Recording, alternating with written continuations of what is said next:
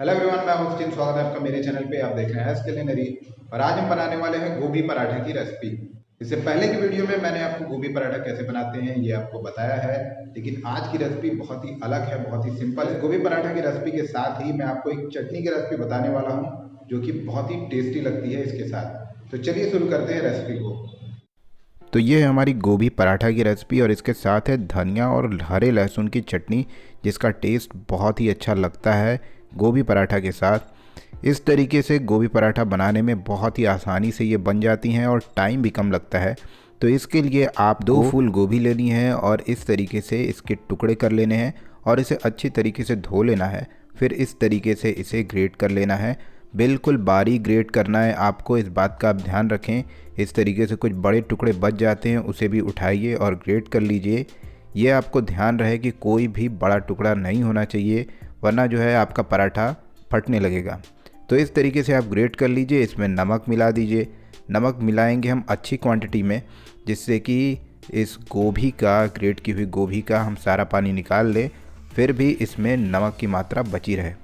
तो इसे हम रख देते हैं साइड में और अब हम बना लेंगे चटनी को। तो अब हम चटनी बनाना शुरू करते हैं। तो चटनी बनाने के लिए यहाँ पे मैंने मिक्सी का जार लिया है और इसमें 3 मीडियम साइज के हमने टमाटर लिए हैं। टमाटर अच्छे पके हुए होने चाहिए। और यहाँ पे हम ले लेंगे ताज़ा हरा लहसुन। यहाँ पे मैंने 4 पेड़ लिए थे लहसुन के, जो कि काफ़ी पतले थे, आप 2 ले सकते हैं। इसके साथ ही यहाँ पे 3 हरी मिर्चें हैं जिसे मैंने बीच से तोड़ लिया है।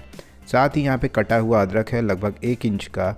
और यहाँ पे हम नमक डाल देंगे और इसके साथ ही 1 मुट्ठी भर हम धनिया इसमें काट कर डाल देंगे और मिक्सी को हम घुमा लेंगे और ये चटनी आपकी बन के बिल्कुल तैयार हो जाएगी।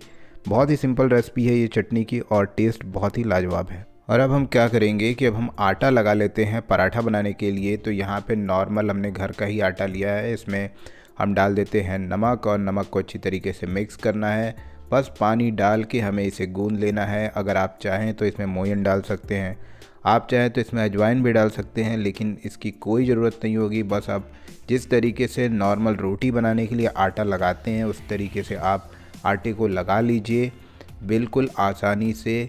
कोई साइंस रॉकेट नहीं है, बिल्कुल जिस तरीके से रोटी आपको बनाना है बस उसी तरीके से आप इसे आटे को लगा लीजिए और इसे साइड में रख लीजिए। तो अब चलते हैं अपने गोभी के पास। जो ग्रेट की हुई गोभी हमने रखी थी इसे हम देख लेते हैं। इसमें हमने नमक मिलाया था जिससे कि इसका बहुत सारा मॉइस्चर अब बाहर आने वाला है। हाथों से इसे दबाएंगे इस तरीके से और इसका जितना पानी हो सके आप निकाल लीजिए। तो इस तरीके से हाथों की मदद से या आप चाहें तो किसी कपड़े से इसमें गोभी को डालिए और फिर निचोड़ लीजिए, जिससे कि सारा पानी बहुत ही आसानी से निकल जाएगा।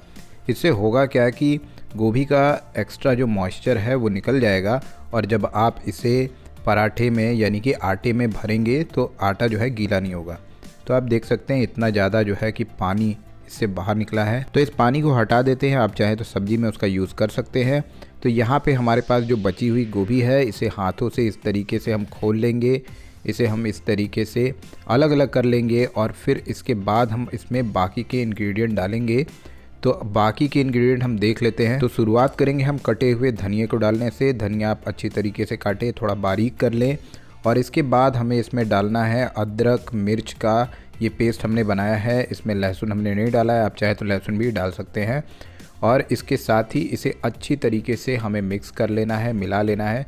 बस धनिया, अदरक और मिर्ची यही हमने इसमें डाला है और बहुत ही बढ़िया टेस्ट आता है। गोभी का जो कोई अलग से फ्लेवर डालने पर गोभी का जो टेस्ट होता है वो ख़त्म हो जाता है या कम हो जाता है, इसलिए बस हमने इसमें अदरक मिर्ची और धनिया ही डाला है। तो ये हमारा मिक्सचर बन के तैयार है।